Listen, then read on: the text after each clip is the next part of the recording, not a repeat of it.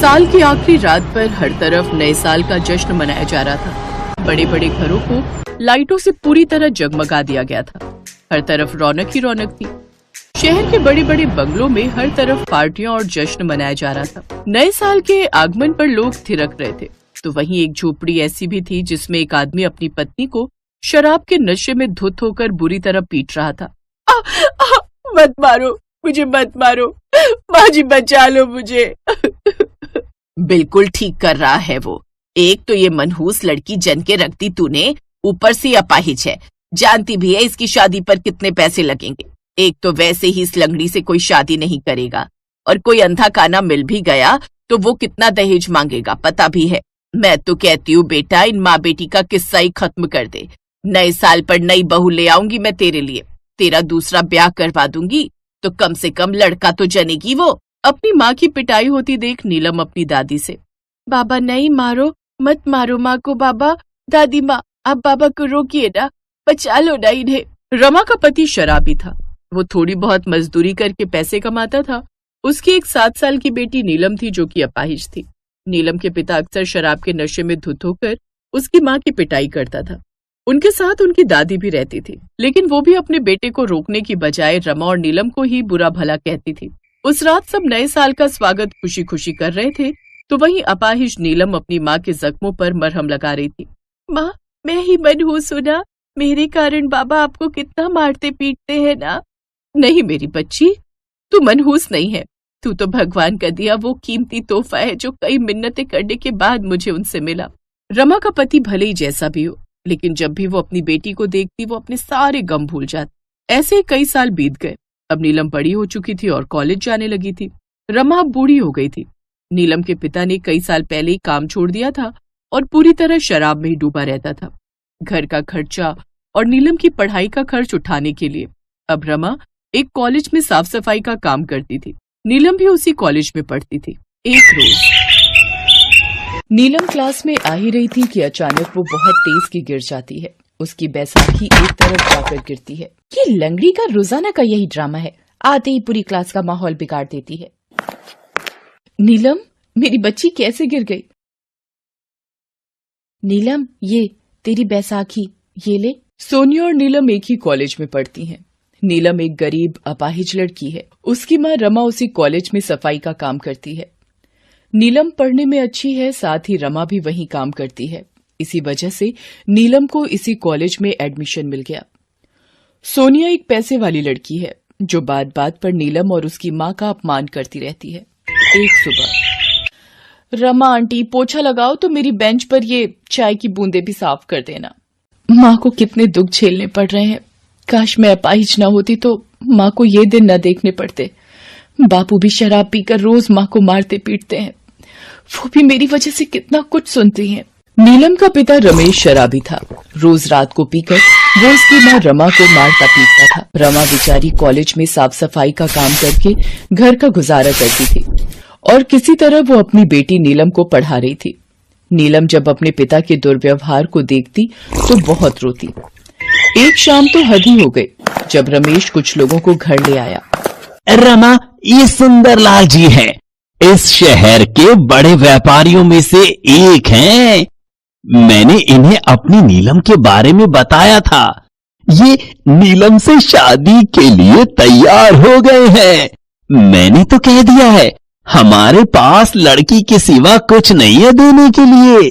जरा इधर आना। ये लड़का नहीं, एक 60 से 65 वर्ष का बूढ़ा इंसान है। जरा इसकी उम्र तो देखो। तुम इसके साथ अपनी बेटी की शादी करना चाहते हो? खबरदार, तेरी जरा सी आवाज भी आई। एक तो तेरी लड़की के लिए रिश्ता ढूंढ कर लाया हूं। ऐसे नखरे दिखा रही है जैसे तेरी लड़की कहीं की हूर की परी हो। सबको पता है हमारे नसीब फूटे हुए हैं। हमारी बेटी लंगड़ी है। जब तक मैं जिंदा हूँ मैं अपनी बेटी को ऐसे ही किसी के गले नहीं बांधूंगी। कितने पैसे खाए हैं इन लोगों से शराब पीने के लिए। हमें कोई शादी नहीं करनी। आप सब यहाँ से चले जाइए। मेरी बेइज्जती करने के लिए तू यहाँ लेकर आया था। एक तो तेरी अपाहिज लड़की पर तरस खाकर मैंने उससे शादी करने के लिए हाँ कह दी। सारी उम्र अपनी लंगड़ी बेटी को बैठा कर रखना। तेरी वजह से मेरा कितना नुकसान हो गया। ये वैसे कुछ काम की नहीं, कम से कम इसकी शादी के बदले कुछ फायदा हो जाता। पूरे 2 लाख रुपए सुंदरलाल जी शादी के बदले देने वाले थे मुझे। तूने सब खराब कर दिया। हट, बोतल चढ़ाने दे, सारा नशा उतार दिया। रमेश एक लालची पिता था। वो चाहता था कि वो नीलम की शादी उस अमीर सुंदरलाल से कर दे ताकि उसे पैसे मिल जाएं। इसलिए वो सुंदरलाल को दोबारा मनाने के बारे में सोचने लगा। नया साल आने वाला था। सोनिया कॉलेज में एक अनाउंसमेंट करने वाली थी। फ्रेंड्स, मैं आप सबको बताना चाहती हूँ कि इस बार न्यू ईयर की पार्टी मेरी तरफ से है और आप सब इनवाइट हो। ये पार्टी मैं एक बहुत ही मशहूर क्लब में देने जा रही हूँ। फिर तो बहुत मजा आने वाला है। तुम्हारे नए साल की पार्टी का अलग ही मजा है। ड्रिंक्स, स्नैक्स, डांस पार्टी और बहुत कुछ। ये सोनिया लंगड़ी को भी बुलाना है क्या? वो दे। अरे बुला लूंगी, इसको भी बड़ा मजा आने वाला है। कोई ना कोई मनोरंजन करने वाला भी तो होना चाहिए, वरना पूरी पार्टी बोर जाएगी। रुक, मैं इसको आने के लिए कहती हूँ। नीलम, मैं अपने घर पर नए साल की पार्टी करने जा रही हूँ। वो बुलाए है। मैं चाहती हूँ कि तुम भी इस नए साल की पार्टी में जरूर आओ। देखो, मना मत करना। मैं चाहती हूँ कि हम सारे आपसी भेदभाव मिटाकर नए साल की शुरुआत करें। काम्या, तुम्हें भी आना है। मुझे पता है तुम नीलम की बेस्ट फ्रेंड हो, तो तुम दोनों का साथ भी रहेगा। ठीक है सोनिया, मैं और नीलम आ जाएंगे। तो ठीक है, कल रात तुम सब टाइम पर क्लब पहुंच जाना। काम्या, तुझे तो पता है मैं पार्टी और क्लब वगैरह नहीं जाती, फिर तूने हाँ क्यों बोल दिया? मैंने सुना है सोनिया की न्यू ईयर पार्टी देखने वाली होती है। चल लेंगे ना, फिर न्यू ईयर पार्टी रोज रोज थोड़ी होती है। ठीक है, पर एक बार माँ से पूछ लूं। घर जाकर नीलम रमा को सारी बात बताती है। नीलम, सोनिया का स्वभाव तो तुम जानती हो, पता नहीं तुम्हें भेजते हुए डर लग रहा है। आंटी जी, आप घबराओ नहीं, नीलम अकेली नहीं जा रही है, मैं भी उसके साथ पार्टी में जा रही हूँ। हम कुछ देर रुककर वापस आ जाएंगे। नीलम और काम्या सोनिया की न्यू ईयर की पार्टी में चली जाती है। नीलम एक गरीब परिवार में पली बड़ी थी। वो पहली बार ही किसी क्लब पार्टी में आई थी। सोनिया, ये लड़की कौन है जिसे पार्टी में बुला लिया है? मोंटी, तुम देखते जाओ, पार्टी का मजा दुगना करने के लिए ही इसे यहाँ बुलाया है। इतनी देर में सोनिया माइक पर अनाउंसमेंट करने लगती है। फ्रेंड्स, जैसा कि आपको पता है, अगले 1 घंटे में हम सब नए साल में एंटर करेंगे। नीलम, तुम वहाँ टेबल पर क्या कर रही हो? तुम डांस करने नहीं आ रही क्या? अरे सोनिया, भूल गई, ये तो लंगड़ी है, ये ठीक से खड़ी भी नहीं हो पाएगी और तुम इसे नाचने के लिए बोल रही हो। ओह, मैं तो भूल ही गई। सॉरी नीलम, तुम तो डांस कर ही नहीं सकती। सो फ्रेंड्स, आप लोग डीजे पर ड्रिंक्स और पार्टी के साथ म्यूजिक एंजॉय कीजिए। मोंटी, मेरे लिए एक ग्लास ड्रिंक बनवा लाओ प्लीज। ये मुझे ऐसे समझती है जैसे उसके बाप का नौकर हूँ। इसे सबक सिखाना ही पड़ेगा। ये गई नशे की गोलियां ड्रिंक में। ये इस लड़के ने सोनिया की ड्रिंक में क्या मिलाया था और ये ऊपर कहाँ जा रहे हैं? मुझे कुछ गड़बड़ लग रही है। मोंटी, मेरी आंखों के आगे अंधेरा आ रहा है। तुमने मेरी ड्रिंक में कुछ मिलाया है क्या? बस कुछ ही देर की बात है सोनिया, फिर तुम मेरी बाहों में होगी। ये क्या कह रहे हो मोंटी? ये तो सोनिया है और ये मोंटी इसके साथ क्या कर रहा है? नीलम अपनी बैसाखी से मोंटी पर वार करती है। सोनिया, तुम ठीक हो ना? नीलम, आज तुम्हारी वजह से भगवान का शुक्र है मैंने मोंटी को तुम्हारी ड्रिंक में कुछ मिलाते देख लिया। मुझे उस पर शक हुआ और सही वक्त पर मैं वहां पहुंच गई। वैसे नया साल मुबारक हो सोनिया, 12 बज गए हैं। तुम्हें भी नया साल मुबारक हो नीलम। मैंने तुम्हारा हमेशा अपमान किया, मुझे माफ कर देना। सोनिया, पिछली सारी बातें भुलाकर अब नए साल में नई खुशियों का स्वागत करो। अगले दिन सोनिया नीलम को लेने उसके घर जाती है। अरे, ये तो पापा की गाड़ी है। ये नीलम के घर के बाहर कैसे? सुंदरलाल जी, अब नीलम मना नहीं करेगी। हमें आपके साथ हमारी बेटी नीलम का रिश्ता मंजूर है। आप सगाई की अंगूठी नीलम को पहना दीजिए। पापा शादी करने वाले हैं, वो भी मेरी सहेली नीलम के साथ? पापा, आपको शर्म आनी चाहिए। अपनी बेटी की उम्र की लड़की के साथ? छी छी पापा। नीलम, मेरे होते हुए अब तुम अपाहिज नहीं रहोगी। मैं तुम्हारे पैरों का इलाज करवाऊंगी। और पापा, आप यहां से चले जाओ तो ही अच्छा है।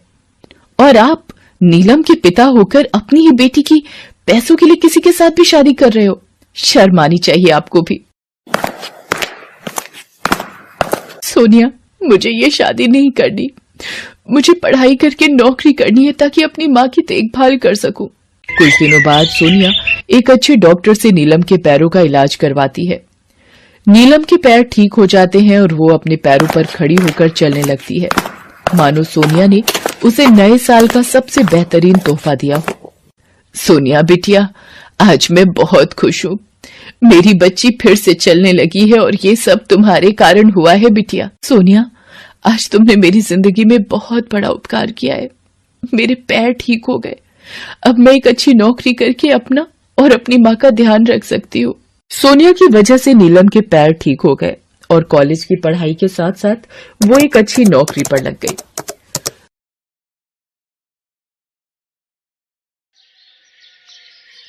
यार मजा नहीं आ रहा यार। हाँ यार, सही बात है। चल ना कुछ एक्साइटिंग करते हैं। हाँ वो तो ठीक है, पर करें क्या? चलना जैद, कुछ अच्छा सा बनाते हैं। सुन, बिरयानी खाएगा? मजा आ जाएगा। चल ठीक है, एक काम कर, तू तैयारी कर, मैं बनाऊंगा बिरयानी। पर कैसी, वेज या चिकन? अब चल, वेज बिरयानी कौन खाता है? अबे खानी पड़ेगी, आज मंगलवार तो है, नो नॉन वेज। ओ कोई नहीं यारा, आज पंडित जी के लिए हम भी वेज बिरयानी खा लेंगे। अब खुश? ठीक है, तो मैं जा रही हूँ सब्जी काटने। और मैं चावल भिगोता हूँ। ये कहानी है इन्हीं 3 दोस्तों की, अयान, जैद और आर्या। तीनों एक ही कॉलेज में पढ़ते थे और कुकिंग का कोर्स कर रहे थे। तीनों को खाना बनाने और खाने का बहुत शौक था और यही आदत उन तीनों को साथ ले आई थी। बीतते वक्त के साथ तीनों की दोस्ती और गहरी होती जा रही थी। फिर एक दिन, बड़ी ठंड है यार, बोल कॉफी पिएगा मेरे घर पर? मेरी माँ बहुत अच्छी कॉफी बनाती है। ओए मम्मी के बच्चे, कॉफी तो हम यहाँ भी पी सकते हैं। हाँ पर वो माँ के हाथ वाला स्वाद कहाँ से लाओगे बेटा? और दूसरी बात, यहाँ बल्लू भाई की दुकान पर कॉफी पी भी लोगे, लेकिन ताश कहाँ खेलोगे? हाँ यार ये सही कहा। चल एक काम करते हैं, तेरे ही घर चलते हैं। अयान और आर्या जैद के घर पहुंचे, जहां जैद की मम्मी ने तीनों के लिए कॉफी बनाई। कॉफी वाकई बहुत अच्छी बनी थी, लेकिन अब तीनों बोर हो रहे थे। यार मैं ना बहुत ही जल्दी बोर हो जाता हूँ, तो तू ही बता कि अब क्या करें? सुनो, मेरे पास एक आइडिया है, बोलूं क्या? और नहीं नहीं, पहले हमें इनविटेशन कार्ड छपवाने दे, फिर जब वो मिल जाए तब तू बोल लेना, ओके? अबे यार सही बोला, एकदम सही। अरे वो मेरी माँ, बोल ना। चुप करो दोनों और ध्यान से सुनो। आज 23 दिसंबर है, यानी कि नया साल बस आने ही वाला है, तो लेट्स सेलिब्रेट ना यार। इस बार कहीं बाहर चलते हैं, क्या बोलते हो? नहीं यार, घूमना वूमना रहने दे। एक काम करते हैं, उस दिन यही कुछ बनाते हैं बढ़िया सा। और 31 तारीख को तो मंगलवार भी नहीं है, चिकन की ऐसी की तैसी कर देंगे हम तीनों। और नहीं यार, यही कुछ बढ़िया सा बनाते हैं ना। नहीं यार, घूमने चलते हैं ना। ओए तुम दोनों चुप हो जाओ यार, मेरे पास एक आइडिया है। एक काम करते हैं, हम ना कहीं हिमाचल टाइप जगह पर चलते हैं, पहाड़ियों के बीच। यस, तू मेरा पक्का दोस्त है यार। ओए पहले पूरी बात सुन ले। वहां पर कैंपिंग करेंगे और वहीं जाकर बनाएंगे अपनी स्पेशल बिरयानी। क्या बोलता है? यार क्या सॉलिड आइडिया दिया तूने बे, आई लव यू भाई। तो चलो फिर अब तैयारी में लग जाओ। आर्या तू कैंपिंग का सामान इकट्ठा कर, और अयान तू बिरयानी का सामान तैयार कर ले। और मैं पापा से बोलकर उनकी कार देने के लिए रिक्वेस्ट करता हूँ। हम कार से जाएंगे।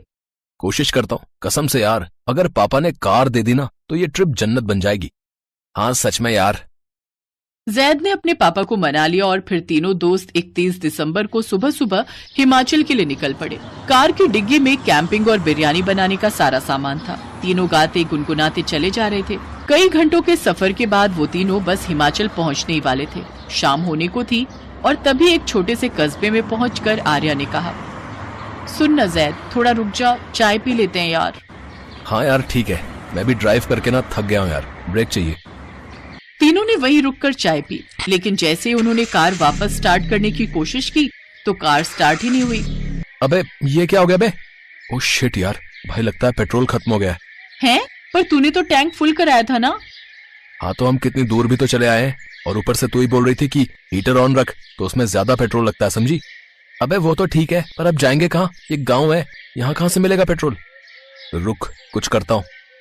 जैद ने उसी चाय वाले से बात की तो चाय वाले ने बताया कि उस गांव से पेट्रोल पंप पूरे 15 किलोमीटर दूर है और अब वो सुबह ही खुलेगा। उसने बताया कि गांव के सरकारी स्कूल का ताला खुला रहता है, तो वो तीनों वहां जाकर रात गुजार सकते हैं। चाय वाले को शुक्रिया बोलकर वो तीनों सरकारी स्कूल पहुंचे, जहां कुछ बच्चे खेल रहे थे। अरे बच्चों, यार एक हेल्प कर दो यार, हमारी गाड़ी वहाँ खड़ी हो गई है, यहाँ थोड़ी सी चढ़ाई है, तो प्लीज जरा धक्का लगवा दो यार, ताकि हम कार को स्कूल के अंदर खड़ी कर दें प्लीज। अरे भैया, क्यों फिक्र करते हो, हम आपकी मदद जरूर करेंगे। ओए बच्चा पार्टी आ जाओ। स्कूल के सारे बच्चों ने ताकत लगाई और जैद की कार को अपने स्कूल में ले आए। उधर जैद ने स्कूल के हेडमास्टर से मदद मांगी तो उन्होंने भी उन्हें स्कूल में रात गुजारने की इजाजत दे दी। और फिर अबे यार, पूरे प्लान का दही हो गया भाई। हाँ, पर हम हिमाचल तो आ ही गए ना। जरा देखो तो इन गरीब बच्चों को यार, इनके पास तो गर्म कपड़े तक नहीं है, फिर भी भाई ये कितने खुश हैं यार अपने दोस्तों के साथ। भाई सही बोला यार, और मुझे इसी बात से एक जबरदस्त आइडिया आया है। तो भाई इनविटेशन कार्ड छपवाएगा क्या? जल्दी बोलना। एक काम करते हैं, हम अपना न्यू ईयर इन्हीं बच्चों के साथ मनाते हैं। क्या सॉलिड आइडिया यार। चल फिर एक काम कर, उस दुकान से थोड़े और चावल और मसाले खरीद ला। ठीक है भाई। और आर्या, तू चूल्हा तैयार कर और इन बच्चों की मदद से लकड़ियां इकट्ठा कर, तब तक मैं गाड़ी से सामान बाहर निकालता हूँ। ठीक है बॉस। तीनों दोस्त अपने अपने काम में लग गए। काफी देर तक बिरयानी बनती रही, फिर रात के 12 बज गए। सभी ने एक दूसरे को नए साल की बधाई दी और फिर तीनों दोस्तों ने सारे बच्चों को बिरयानी परोसी। धीमी आंच पर पकी वो बिरयानी वाकई बहुत ही स्वादिष्ट थी। उन गरीब बच्चों ने अपनी जिंदगी में कभी ऐसा कुछ नहीं खाया था। आखिर में बस एक प्लेट ही बिरयानी बची थी और तीनों दोस्तों ने उसी प्लेट में बड़े चाव से बिरयानी खाई। अगले दिन उन्हीं बच्चों की साइकिल से जाकर जैद और अयान पेट्रोल ले आए और फिर जब वो वापस अपने घर के लिए रवाना होने लगे तो सारे बच्चों ने गले लगकर उन्हें विदा किया। बच्चों की आंखों में आंसू थे और उन तीनों दोस्तों के दिल में सुकून। फिर ठीक 1 साल बाद। ओए, नया साल आ रहा है, इस बार क्या करें, कुछ सोचा है? इसमें सोचना क्या है, चलते हैं अपने नन्हे दोस्तों के पास। हाँ, पर इस बार चावल ज्यादा रख लियो भाई। लास्ट टाइम बस चुगने को मिली थी बिरयानी, और क्या पता इस बार पूरे गांव को ही खिलानी पड़ जाए अपनी बिरयानी। अयान की बात पर तीनों ठहाके मारकर हंसने लगे और फिर वो तैयार हो गए, एक बार फिर उन गरीब स्कूल स्टूडेंट्स के नए साल को खास बनाने के लिए।